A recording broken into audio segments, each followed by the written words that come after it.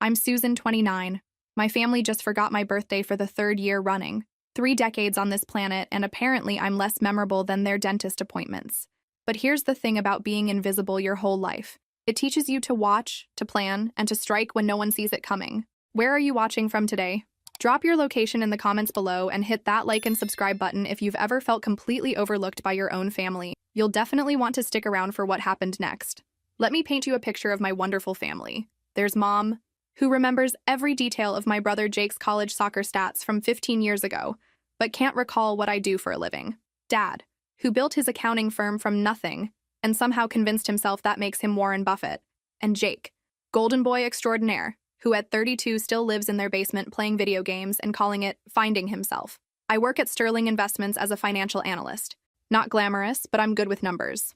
Always have been. While Jake was getting participation trophies, I was calculating compound interest for fun. Yeah, I was that kid. Sue me. This morning started like any other. I checked my phone hoping for birthday messages. 0. Well, technically 3 automated ones from my bank, dentist, and that pizza place I ordered from once in 2019.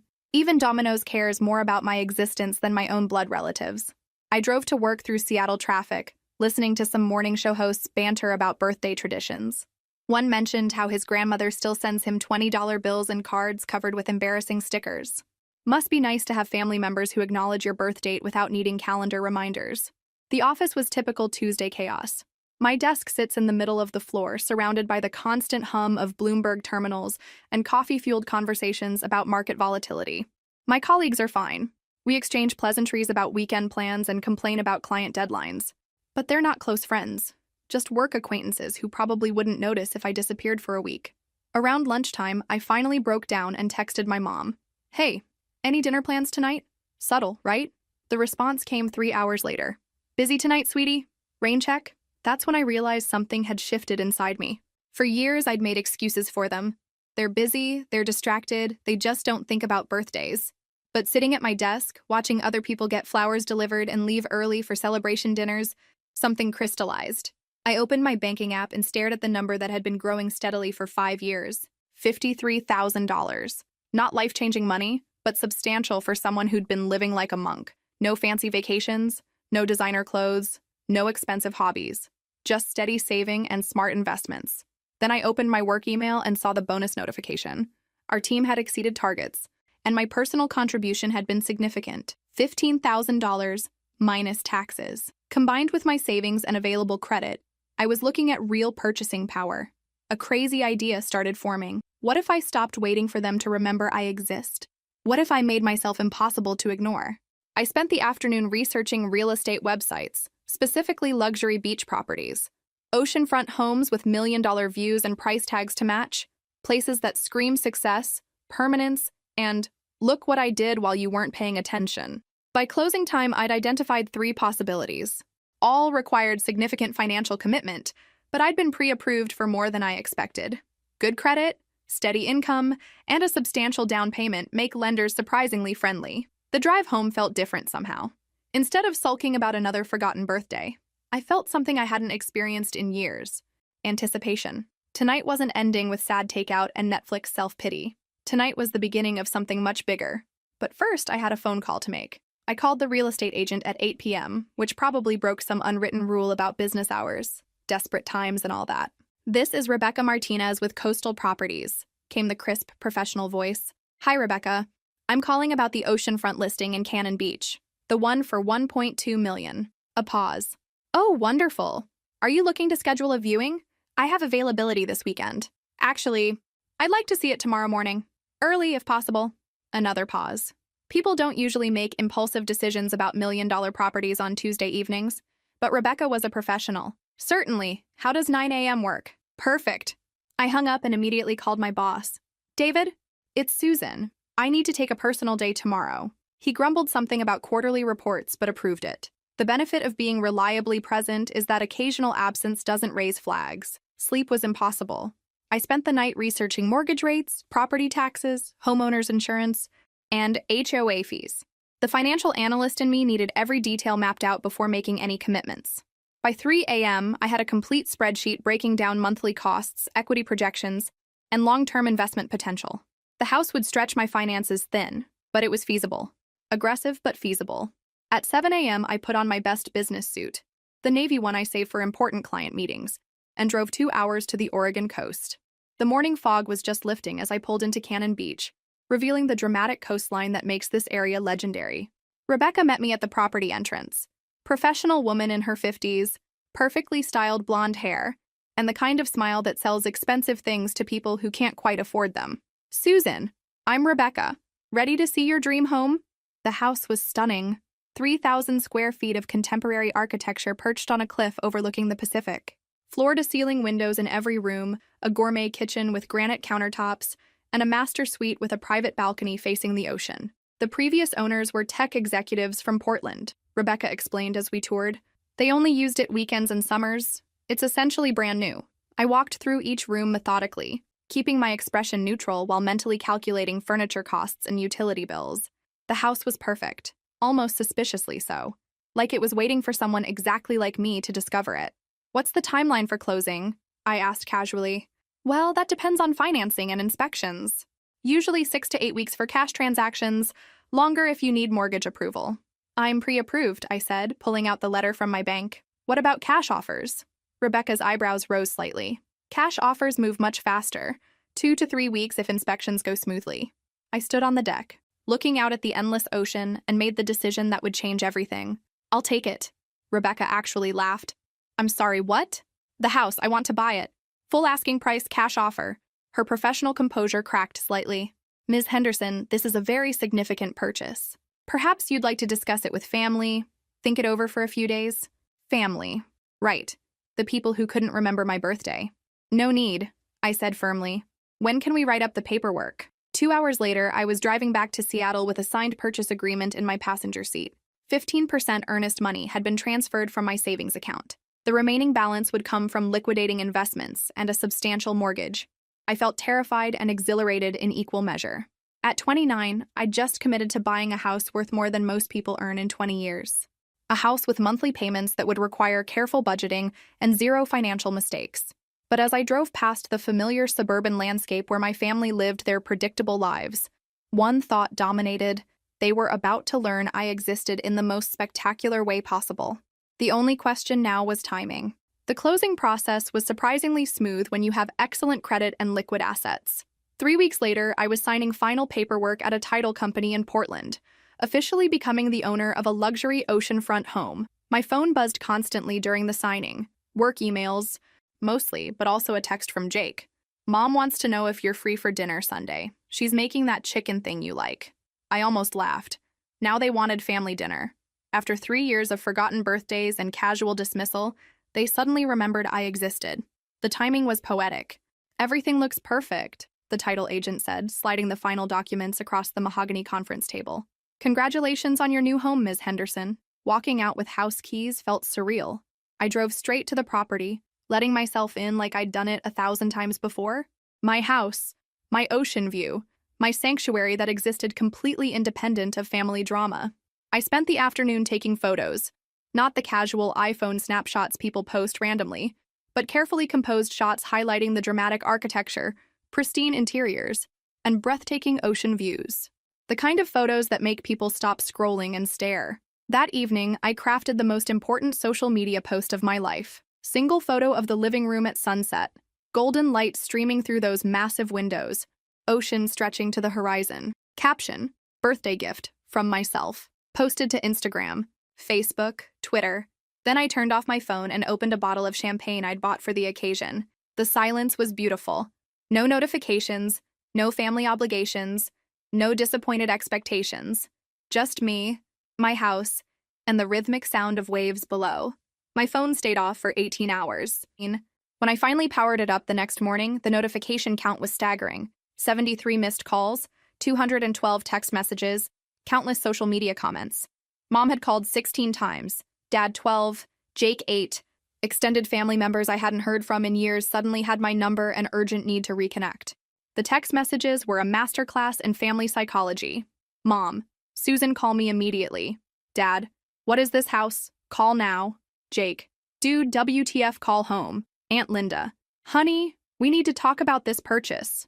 Cousin Michael: Susan, this is Michael. Please call when you get this. But my personal favorite came from my grandmother.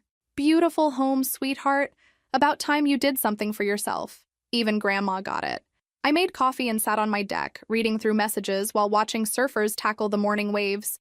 Each increasingly frantic text revealed how thoroughly I disrupted their comfortable assumption that little Susan would always be waiting patiently for their attention. The irony was delicious. For years, they'd treated me like background noise in their lives. Now, I was the only thing they could think about. Have you ever experienced a moment when people who ignored you suddenly needed your attention? Drop a comment about how you handled it. Around noon, I decided to answer one call. Jake's number appeared on the screen. Susan, finally! What the hell is going on? Good morning to you too, Jake. Mom's been calling everyone trying to figure out how you bought a house like that. Dad thinks you won the lottery. Aunt Linda thinks you're involved with some rich guy. Everyone's going crazy. I sipped my coffee, watching a fishing boat navigate the swells. Crazy about what exactly? The house, Susan. That's like $1 million house. Are you okay? I'm perfectly fine, just enjoying my coffee with an ocean view. Silence. Then, you actually bought it, you're really living there. I really am. But how? And there it was. The question that revealed everything about how they saw me. Not congratulations, not excitement for my success, but confusion about how their invisible little sister could possibly afford something impressive. Hard work, Jake. Saving money instead of spending it on video games. Novel concept. Susan, you need to call Mom. She's worried sick. Worried about what? I don't know, everything. This is so unlike you. Unlike me. According to someone who'd barely noticed me for the past decade. Maybe you don't know me as well as you think. But the real conversation was still coming. Sunday family dinner arrived with all the warmth of a tax audit. I drove to my parents' house in my usual Honda Civic. No need to upgrade cars yet, that would be overkill. And knocked on the door like a visiting stranger. Mom answered immediately, like she'd been stationed by the window. Susan! Oh, honey, come in, we have so much to discuss. The dining room table was set with the good china. The china that usually appeared only for Thanksgiving and when Dad's business partners came over. Apparently, I'd achieved guest of honor status through real estate acquisition. This is quite a surprise, Dad said, carving the roast with surgical precision. We had no idea you were in the market for property. No idea. 3 decades of living with them, and they had no idea I might have ambitions beyond their peripheral vision. I wasn't really looking, I said, accepting the plate Mom handed me with trembling hands. But opportunities present themselves. Jake shifted uncomfortably. How did you even find that place? It's not like you've been house hunting. Actually, I've been researching investment properties for months. This one checked all the boxes. Mom set down her fork with audible concern. Investment property? Susan, that's not a rental. That's a home. A very expensive home. $2.2 million, Dad added, consulting what appeared to be a printed Zillow report. According to public records, they'd been researching me. How flattering. Actually, I paid 1.2, I corrected. Cash offer, quick closing. The silence that followed was spectacular. You could practically hear their mental calculators smoking. Cash? Mom's voice cracked slightly. Cash. Dad cleared his throat. Susan, where exactly did you get that kind of money? And there we had it. The real question hiding behind all the concern and surprise. Not, how wonderful for you, or, we're so proud, but where did you get money we didn't know about? From working, I said simply. Saving, investing wisely, managing my finances like a responsible adult. But that's over $1 million, Jake protested. You make what, $60,000 a year? 60,000. He'd underestimated by 40%, which perfectly illustrated how much attention they paid to my actual life. I make more than you think, and I spend less than you assume. Mom reached across the table, patting my hand with maternal concern that felt 20 years too late. Honey, we're just worried. This is such a big decision to make alone, without family input. Family input. From the people who forgot my birthday 3 years running. When was the last time anyone asked for my input on their major decisions? I asked mildly. Dad frowned. That's different, Susan. We have experience with financial matters. Do you? Because from where I sit, Jake's been unemployed for 6 months while I've been building wealth. But please, tell me more about financial experience. Jake's face flushed. I'm between opportunities, and I'm exploring entrepreneurial ventures. Living in Mom and Dad's basement while playing Call of Duty isn't entrepreneurship, Jake. Susan, Mom gasped. That's uncalled for. Is it? Because I've been watching this family operate for 29 years, and I'm starting to notice some interesting patterns. The temperature in the room dropped noticeably. Dad's jaw tightened, Mom's face went pale, and Jake looked like he wanted to disappear into his mashed potatoes. "What patterns?" Dad asked carefully. I smiled sweetly, taking a bite of perfectly prepared roast beef. "Oh, don't worry about it. I'm sure it's nothing important." But I could see it in their eyes, the dawning realization that their dismissive little daughter had been paying much closer attention than they'd ever imagined. The rest of dinner passed in uncomfortable small talk, but the dynamic had shifted permanently. For the first time in my life, I held cards they wanted to see, and I was just getting started. The week following family dinner was enlightening. Suddenly my phone rang constantly, not just immediate family, but extended relatives who'd been essentially strangers for years. "Susan, darling, it's Aunt Carol. I was just thinking we should get together for lunch. Catch up on your exciting new life." Aunt Carol, who'd skipped my college graduation because she had a yoga retreat. "Susan, honey, this is Cousin Jennifer. Mom told me about your beautiful new home. I'd love to see pictures." Cousin Jennifer, who'd unfriended me on social media after I missed her wedding. I was in finals week and she knew it. The pattern was transparent. Money talks, and apparently mine had found its voice. My work life improved dramatically too. Word travels fast in financial circles, and owning oceanfront property sends specific signals about professional success. My boss David started including me in client meetings that were previously above my pay grade. "Susan has excellent instincts for investment opportunities," he told the Hoffman Group during Thursday's presentation. "She clearly understands market timing. If only he knew how accurate that assessment was." Friday evening, I drove to my beach house for the first weekend as an official resident. The 2-hour drive from Seattle felt like traveling between different worlds.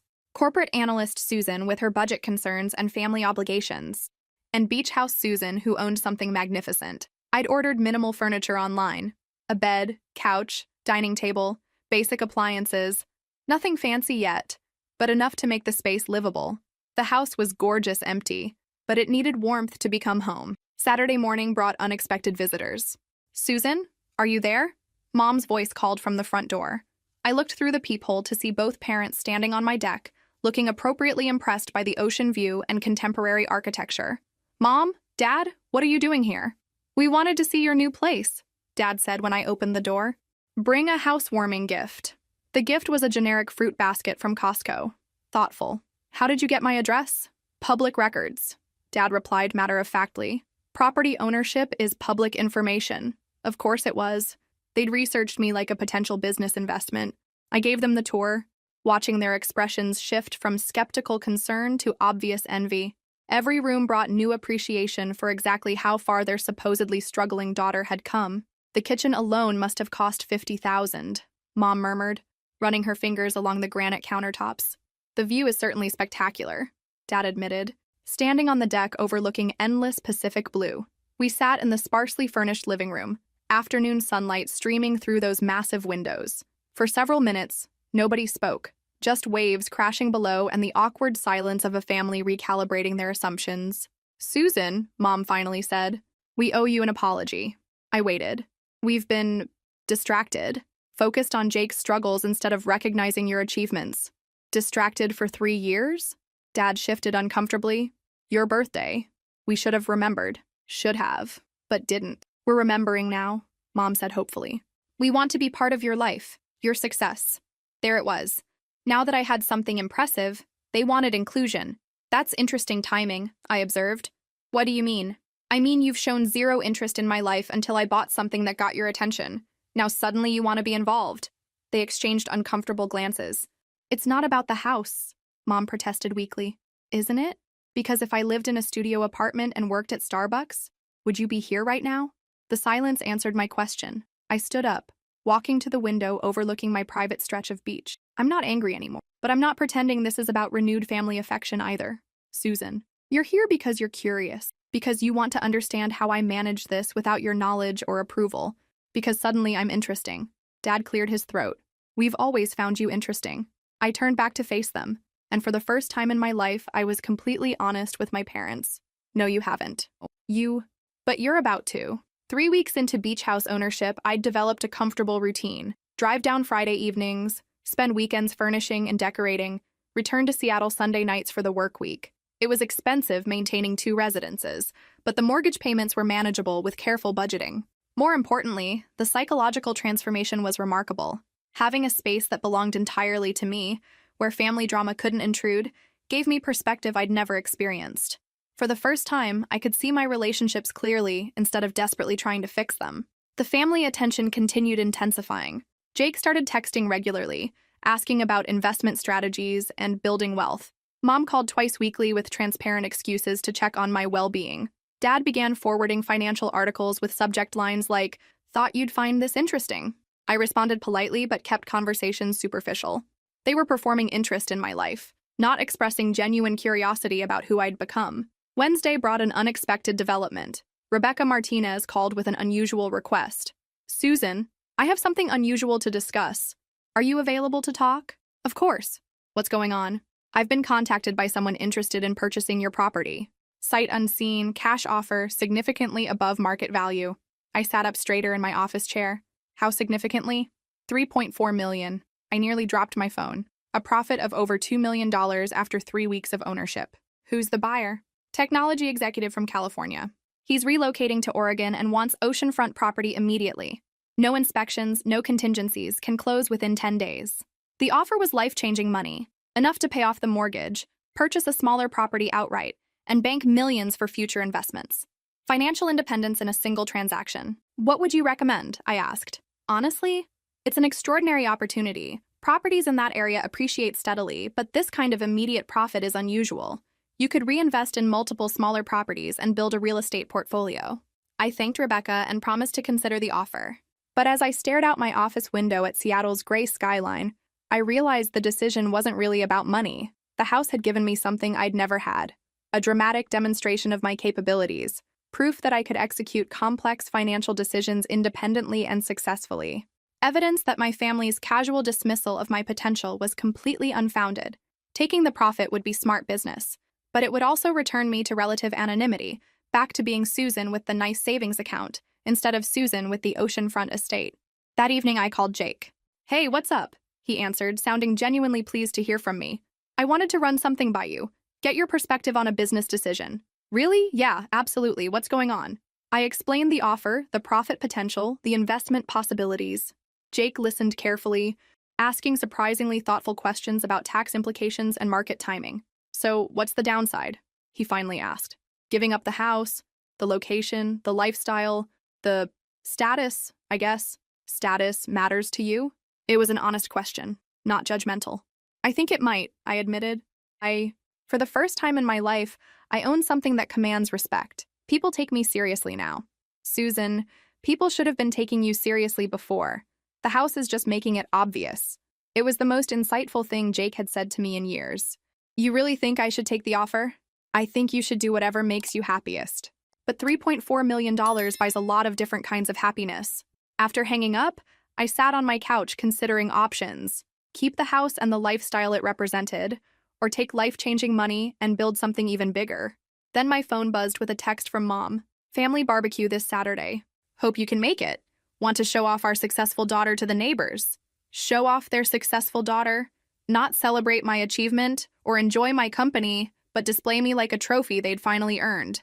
I looked around my modest Seattle apartment, then pulled up photos of my beach house on my phone. The choice suddenly became clear. I called Rebecca back. "The offer stands?" "Absolutely. He's very motivated. Counter at $3.6 million. Cash, 10-day closing, but I keep all appliances and custom fixtures. I'll present it immediately." 20 minutes later, she called back. He accepted. "Congratulations, Susan. You just made the deal of a lifetime." Maybe. But as I began planning how to tell my family I'd just sold their bragging rights for a $2 million profit, I suspected the real deal was still coming. The closing happened faster than I'd expected. 10 days later, I was signing paperwork that transferred ownership of my dream house for an obscene profit. $3.6 million, minus closing costs and capital gains taxes, still left me with enough money to fundamentally change my life trajectory. But I wasn't ready to tell my family yet. Not until I had the next phase planned completely. The Saturday barbecue invitation provided perfect timing. I arrived at my parents' house with a bottle of expensive wine and watched Mom's face light up as she introduced me to the neighbors. "This is our daughter Susan. She just bought a beautiful oceanfront home in Oregon." Mrs. Patterson from next door looked appropriately impressed. "How wonderful! What a smart investment." "Susan's always been our financial genius," Dad chimed in, rewriting history with impressive creativity. I smiled and nodded, playing the role of dutiful daughter while internally cataloging every fiction they were spinning about their newfound pride in my achievements. The barbecue continued with more neighbor introductions, each featuring increasingly elaborate descriptions of my success. By the time we sat down to eat, I'd apparently been a real estate visionary and investment prodigy my entire life. Jake pulled me aside during dessert. This is weird, right? They're acting like they always supported your business decisions. Extremely weird, I agreed. But also instructive. What do you mean? I mean, I'm learning exactly how much their opinion of me depends on external validation from strangers. He frowned. That's pretty harsh. Is it? Because 3 weeks ago they were worried about my impulsive purchase. Tonight I'm a financial genius. The only thing that changed was other people's reactions. We stood watching our parents hold court with the neighbors, enthusiastically discussing my career trajectory and investment acumen. The performance was flawless, except for being completely fabricated. So what's your plan? Jake asked quietly. My plan? Come on, Susan, I've known you my whole life. You always have a plan. Smart boy. Apparently someone in the family had been paying attention. What makes you think I have a plan? Because you're too calm. If I made that kind of money in 3 weeks, I'd be telling everyone, you're just watching, like you're waiting for something. I looked at my brother, really looked at him, and realized he'd developed more insight than I'd given him credit for. Maybe living in our parents' basement had provided its own education in family dynamics. You want to know what I'm waiting for? Yeah. I'm waiting to see how far they'll go. How much of their previous dismissal they're willing to pretend never happened. And then I'll decide what kind of relationship we're going to have going forward. Jake was quiet for several minutes, processing this. You sold the house, didn't you? I stared at him. What makes you say that? Because you're too relaxed about people calling you a real estate genius. If you still owned it, you'd be worried about living up to their expectations. But you don't care what they think anymore. Definitely smarter than I'd realized. I sold it. I confirmed quietly. For how much? Enough, Susan. Enough to never worry about money again, Jake. Enough to make choices based on what I want, instead of what I can afford. His eyes widened as the implications sank in. Holy shit. Language, I said automatically, then laughed. Sorry, that sounded like Mom. What are you going to do now? I watched our parents continue their performance for the neighbors, spinning tales of their brilliant daughter's success. Mrs. Patterson was asking for investment advice, clearly assuming I was some kind of financial wizard. I'm going to give them exactly what they want, I said finally, which is a daughter they can be proud of. But Jake caught the edge in my voice. You're planning something. I'm planning everything. What do you think will happen next? Drop your predictions in the comments. I have a feeling you're going to be surprised by what comes next. Monday morning, I submitted my resignation letter to David. 2 weeks' notice, professional and courteous, with no explanation beyond pursuing other opportunities. His reaction was predictable panic. Susan, if this is about money, we can discuss a raise. Your recent performance has been exceptional. Recent performance. Funny how buying expensive real estate had suddenly improved my professional evaluation. It's not about money, David. I'm exploring different directions. Real estate development? Investment banking? Where are you going? I smiled mysteriously. I'll let you know when I figure it out. The truth was, I didn't need to figure anything out immediately. With careful investment of my house sale profits, I could live comfortably for decades without working, but that wasn't the point. The point was freedom to choose what came next based on passion rather than necessity. I spent my final 2 weeks systematically documenting my projects and training my replacement, professional to the end, even though walking away felt remarkably liberating. Meanwhile, I'd been researching something that would serve my long-term plans perfectly. Executive education programs, MBA programs for working professionals, advanced financial planning certifications, investment strategy courses from prestigious universities. If my family wanted a daughter they could be proud of, I'd give them someone so impressive they'd never again question my capabilities. I enrolled in a 6-month intensive MBA program at a respected Seattle business school. Classes 3 evenings per week, Saturday seminars, extensive project work. Expensive, but money was no longer a constraint. The day before my last day at Sterling Investments, Mom called with exciting news. Susan, honey, the Hendersons want to meet you. Who are the Hendersons? They live in that big colonial on Maple Street. Very successful people. He owns 3 car dealerships. She's a lawyer. They heard about your real estate success and want investment advice. Investment advice. From someone they'd never shown interest in before I bought expensive property. That's flattering, but I'm not really qualified to give investment advice. Don't be modest. You've obviously got natural talent for financial matters. Natural talent she'd never noticed during 29 years of close proximity. Actually, Mom, I have some news. I'm going back to school. School? For what? MBA program. Advanced Business Strategy, Corporate Finance, Investment Management. Silence. Then, oh, well, how long will that take? 6 months for the intensive program? Then probably additional certifications. Will you still have time for family dinners? There it was. Her primary concern wasn't my educational goals or career development, but whether my schedule would accommodate their newfound desire for my company. I'll make time for what's important, I said carefully. Of course family is important, Susan. Is it? Because it's taken you 3 years to notice I exist. Another silence. That's not fair. Isn't it? When was the last time you called me before I bought the house? Well, we've been busy and you seem so independent. Independent. Right. Susan, I don't understand why you're being so difficult lately. Difficult. The universal accusation used by people who don't like being held accountable for their behavior. I'm not being difficult, Mom. I'm being honest. About what? About the fact that your sudden interest in my life corresponds directly to external validation of my success. You care about me now because other people are impressed. That's not true. Prove it. How? Tell me something about my life from before I bought the house. My interests, my goals, my concerns. Anything that shows you paid attention when I wasn't worth bragging about. The silence stretched uncomfortably long. You work in finance. You're very responsible with money. That's it? You like books? Books. The generic answer people give when they have no idea what someone actually reads. What books, Mom? I don't. Fiction? I'm not sure. 29 years and she wasn't sure whether I read fiction, but she could recite every detail of Jake's failed entrepreneurial ventures and social media presence. I have to go, I said gently. Class starts soon. Susan, wait. I'll talk to you later. Mom. I hung up and sat in my car outside the business school, watching other students hurry toward evening classes. Most looked older than me, professionals upgrading their qualifications for career advancement. But I wasn't here for career advancement. I was here for something much more personal, becoming someone so undeniably successful that my family would have no choice but to take me seriously. The irony wasn't lost on me. I was investing time and money to earn respect I should have received unconditionally. But if that's what it took, I was prepared to exceed every expectation they'd never bothered to have. 6 weeks into the MBA program, I discovered something unexpected. I was genuinely good at this. Not just competent, but exceptional. My finance background gave me advantages in quantitative courses, while years of observing family dynamics had sharpened my understanding of organizational behavior and leadership psychology. Professor Williams pulled me aside after Thursday's strategic management seminar. Susan, your case study analysis was outstanding. Have you considered pursuing a consulting career? Actually, I'm exploring different options. Well, consider this an unofficial recommendation. McKinsey recruits heavily from our program, and you'd be an ideal candidate. McKinsey, the name that opens doors and commands respect in business circles. The kind of company that would make my family's casual bragging about my success look embarrassingly amateur. I started researching management consulting seriously. The work was demanding.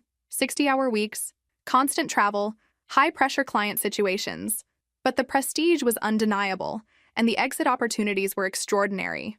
McKinsey alumni became CEOs, founded companies, managed billion-dollar investment funds. More importantly, no one questioned the intelligence or capabilities of McKinsey consultants. I began preparing for their recruiting process, which was notoriously rigorous. Case study interviews, analytical reasoning tests, cultural fit assessments. The acceptance rate was lower than Harvard Medical School, but I had advantages most candidates lacked: extensive financial analysis experience, genuine passion for business strategy, and months of available time to prepare without employment pressure. The family dinners had continued, each one featuring new attempts to showcase my expertise to their social network. Last Sunday, they'd invited the entire book club to meet their investment advisor daughter. Susan knows all about the real estate market, Mom announced proudly. She made a fortune in just 3 weeks. The book club ladies looked appropriately impressed, asking questions about market timing and property selection that I answered carefully. No need to mention that my success had been largely luck and timing rather than sophisticated analysis. You should write a book, suggested Mrs. Chen. Real estate investing for beginners. Or start a consulting business, added Mrs. Rodriguez. People would pay good money for your insights. I smiled politely while internally noting how quickly everyone assumed my single successful transaction indicated comprehensive expertise. People want to believe in financial gurus, even when the evidence is limited. Dad had started forwarding me business articles with increasing frequency, usually accompanied by notes like, "Thought you'd find this interesting," or "Curious about your perspective on this trend." The articles were basic: Forbes listicles about market predictions and CNBC summaries of economic reports. Nothing I hadn't already read or wouldn't have encountered in my normal information consumption. But his assumption that I needed his curation revealed how little he understood my actual knowledge level. Jake, meanwhile, had begun asking more thoughtful questions during our occasional conversations. He'd started reading financial news and taking online investing courses, apparently inspired by my example. "I opened a Roth IRA," he told me proudly last Tuesday, "starting with small monthly contributions. But it's something." "That's smart, Jake. Starting early makes a huge difference." "Yeah, I wish I'd started sooner. But better late than never, right?" It was the closest he'd come to acknowledging the years he'd spent dismissing my financial discipline as boring or obsessive. The MBA program was approaching its midpoint, and my consulting application was progressing through McKinsey's process. First-round interviews had gone well, and I'd been invited to the final case competition. If I received an offer, it would change everything. McKinsey consultants commanded respect that transcended family dynamics. No one questioned their intelligence, dismissed their achievements, or forgot their professional accomplishments. But more importantly, it would give me a platform to build something significant. Not just personal wealth, but expertise and influence that could create lasting impact. The night before my final interview, I sat in my apartment reviewing case studies and considering how far I'd traveled from the invisible daughter who'd been forgotten on her birthday 6 months earlier. Tomorrow would determine whether I'd continue that trajectory toward becoming someone impossible to overlook. But regardless of the outcome, I'd already learned the most important lesson. My family's opinion of me said more about them than it ever had about me. The question now was what I planned to do with that knowledge. I got the McKinsey offer. Not just an offer, a premium offer with signing bonus, relocation assistance, and assignment to their Seattle office's corporate strategy practice. The partner who called with the news mentioned they'd been exceptionally impressed with my analytical capabilities and unique perspective on complex business problems. I accepted immediately. The celebration dinner my parents insisted on hosting felt surreal. They'd invited extended family, close neighbors, and several of Dad's business associates. The dining room was decorated like I'd won a Nobel Prize rather than landed a job. "To Susan," Dad announced, raising his wine glass, "who's always been destined for great things." Always been destined. The man who'd expressed concern about my impulsive house purchase 3 months earlier was now claiming he'd predicted my professional success. Aunt Linda leaned across the table during the main course. "Susan, I always knew you were special. Even when you were little, you had this intensity about you. Intensity that had apparently been invisible to everyone until I started achieving things they could brag about." Uncle Mark asked detailed questions about McKinsey's client base and project types, clearly fishing for insider information he could use in his own consulting business. Mom kept steering conversation toward my brilliant investment strategies, despite my repeated explanations that I'd made one lucky real estate transaction. But Jake surprised me again. While everyone else performed enthusiasm about my achievement, he pulled me aside during dessert. "How are you feeling about all this?" he asked quietly. "All what?" "The job, the attention, the sudden family pride. It's a lot." I studied his face, looking for traces of resentment or jealousy. Instead, I saw genuine concern. "It's complicated," I admitted. "Yeah, I bet. 6 months ago, they barely remembered your birthday. Now you're the family success story. Does that bother you?" He considered the question seriously. "Honestly, it bothers me that it took this long for them to notice how capable you are. But I'm not surprised you're excelling. You've always been the smartest person in the room." "Jake, no, seriously. Even when we were kids, you understood things the rest of us missed. You just kept it to yourself. It was the most perceptive thing anyone in my family had ever said about me. Why didn't you say anything before?" "Because I was caught up in the same pattern everyone else was. Assuming you were fine, assuming you didn't need attention or support, assuming your competence meant you didn't have feelings." I felt something shift in my chest. Not forgiveness exactly, but recognition that at least one family member was capable of honest self-reflection. "I'm sorry," he continued, "for not seeing you clearly, for not being a better brother, Jake. And I'm sorry about your birthday. All those birthdays, that was inexcusable." I felt tears threatening and forced them back. This wasn't the time or place for emotional breakthroughs. "Thank you," I said simply. "So what happens now? With the family, I mean." I looked around the dining room at my parents basking in reflected glory. My relatives networking for their own benefit. My father's associates treating me like a potential business connection. "I'm going to give them exactly what they want," I said finally. "Which is?" A daughter so successful they can't ignore her, dismiss her, or take her for granted. And then? Then I'll decide whether that's enough. Jake nodded slowly. Fair enough. But Susan? Yeah? Don't lose yourself trying to impress people who should have been impressed all along. The McKinsey orientation began the following Monday. 30 new consultants from prestigious MBA programs, each carefully selected for analytical ability and leadership potential. I was one of only 6 hired directly from intensive programs, rather than traditional 2-year MBAs. The work was exactly as demanding as advertised. 12-hour days, complex client problems, constant pressure to deliver innovative solutions. But I thrived in the environment, finding satisfaction in the intellectual challenges and professional respect. My first project involved analyzing market entry strategies for a Fortune 500 manufacturing company. 3 weeks of intensive research, financial modeling, and strategic recommendations. When I presented findings to the client's executive team, their response was immediate and enthusiastic. Outstanding analysis, the CEO told my project manager afterward. We'd like Susan involved in the implementation phase. Implementation phase. Extended client engagement, revenue recognition, all good things for a new consultant's career trajectory. But the real satisfaction came from something else entirely. Absolute confidence in my professional capabilities. No family dynamics, no personal history, no preconceptions about my potential. Just results and competence and respect, earned through performance. 6 months earlier, I'd been an invisible daughter whose birthday was consistently forgotten. Now I was a McKinsey consultant whose insights influenced major corporate decisions. The transformation felt almost too dramatic to be real. But as I prepared for the next client presentation, I realized this was just the beginning. 8 months into my McKinsey career, everything changed during what should have been a routine client meeting. I was presenting market analysis for a mid-sized technology firm when their CEO, David Chen, interrupted my presentation with an unexpected question. Ms. Henderson, how would you like to skip the consulting phase and come work for us directly? The room went silent. My project manager looked shocked. The client team exchanged glances, and I felt my career trajectory shift in real time. I'm sorry? I managed. Chief Strategy Officer position. We're expanding into new markets and need someone with your analytical capabilities and strategic thinking. The consulting recommendations are excellent, but we want the person who created them. CSO.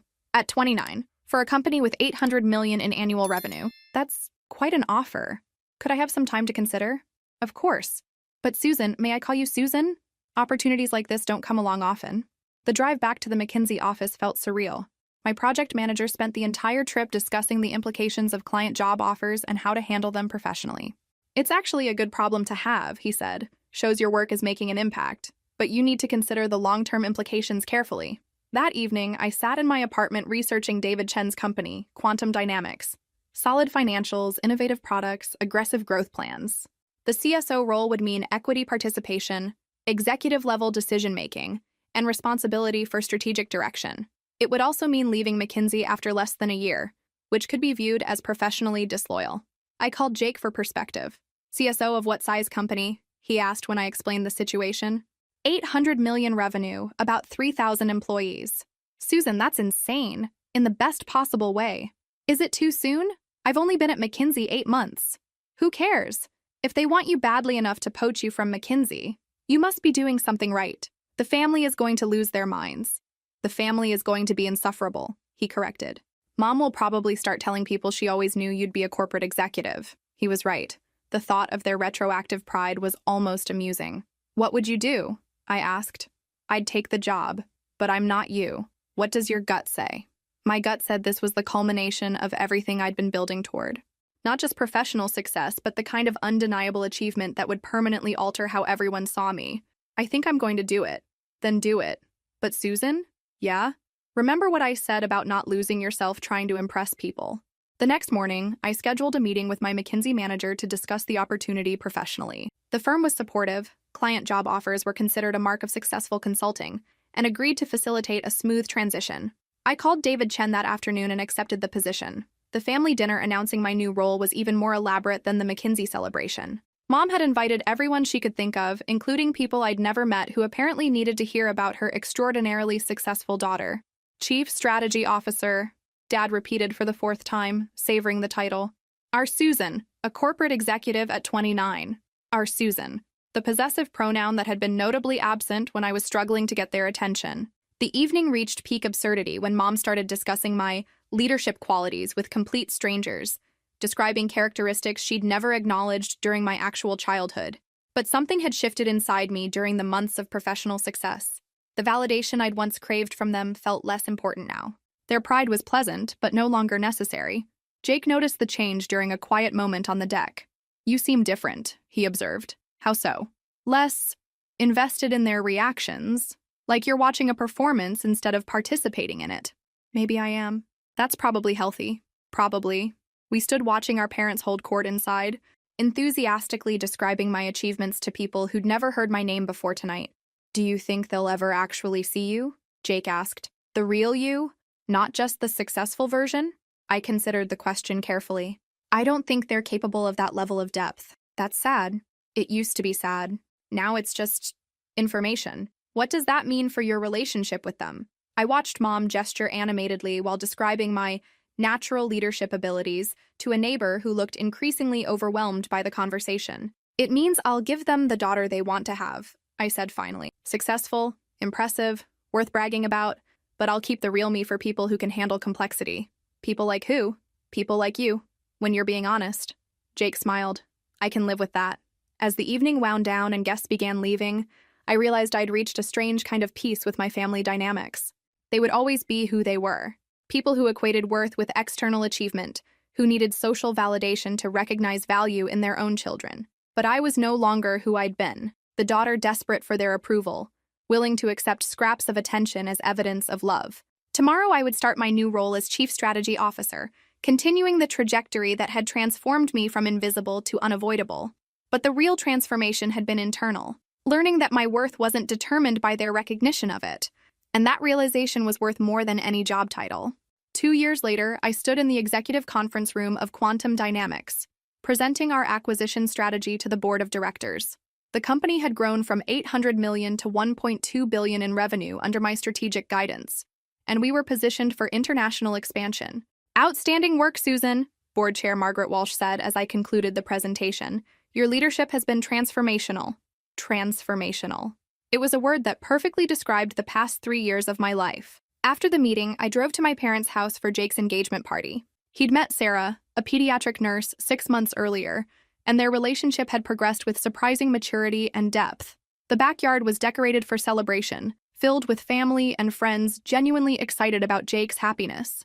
For once, the gathering felt authentic rather than performative. "Susan," Mom greeted me with the excessive enthusiasm she'd adopted since my professional success.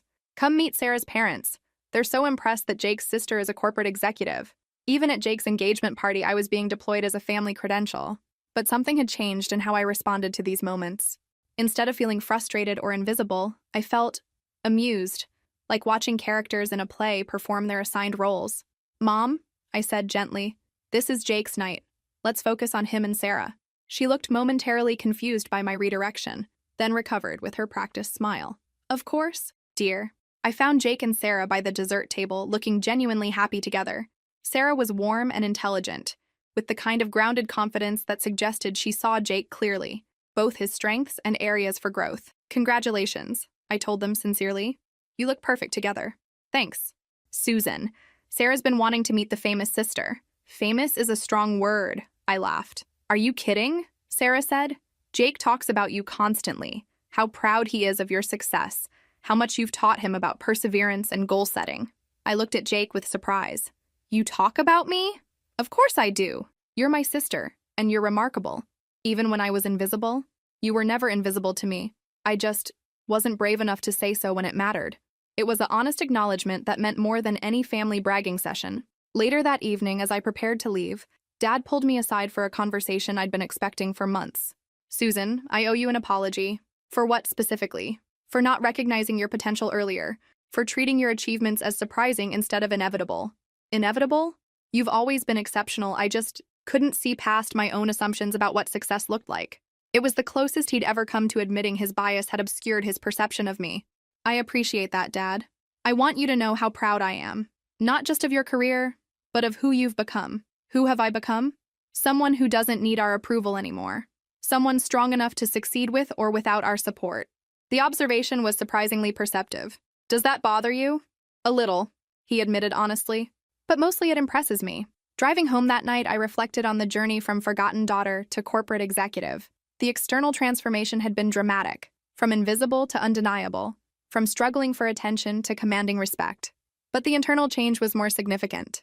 I'd learned to derive validation from my own accomplishments rather than other people's recognition of them. I'd discovered that competence and confidence could coexist with compassion and humility. Most importantly, I'd realized that family relationships, like business strategies, required clear boundaries and realistic expectations to function effectively. My phone buzzed with a text from Jake. "Thanks for being there tonight. Sarah loves you already." I smiled, typing back, "She's perfect for you. I'm so happy." "You seem happy too, like really happy, not just successful." He was right. For the first time in my life, I felt genuinely content with who I was and what I'd built. Not perfect. I was still learning to balance professional demands with personal relationships, but authentic in ways I'd never experienced before. The house purchase that had started this transformation felt like a lifetime ago. That desperate attempt to force my family's attention had evolved into something much more valuable, self-respect that didn't depend on external validation. If there's one thing I'd share with anyone feeling invisible in their own family, it's this. Your worth isn't determined by other people's ability to recognize it. Sometimes the most powerful thing you can do is build a life so fulfilling that their approval becomes optional rather than essential. I pulled into my driveway. I'd eventually bought a beautiful townhouse in Seattle's Queen Anne neighborhood and sat for a moment appreciating the journey. From forgotten birthday to corner office, from desperate daughter to confident executive, from seeking approval to offering it selectively. Tomorrow would bring new challenges at quantum dynamics, continued growth in responsibilities and influence, and ongoing navigation of family relationships that had been permanently altered by my transformation. But tonight, I was simply Susan, successful by any external measure, but more importantly, genuinely content with the person I'd chosen to become. And that realization was worth more than any house, any job title, or any amount of family recognition. Some transformations begin with dramatic gestures, but they're completed through the quiet daily choice to value yourself exactly as much as you deserve. If this story resonated with you, make sure to like and subscribe for more real-life stories about finding your strength when the people closest to you can't see your worth.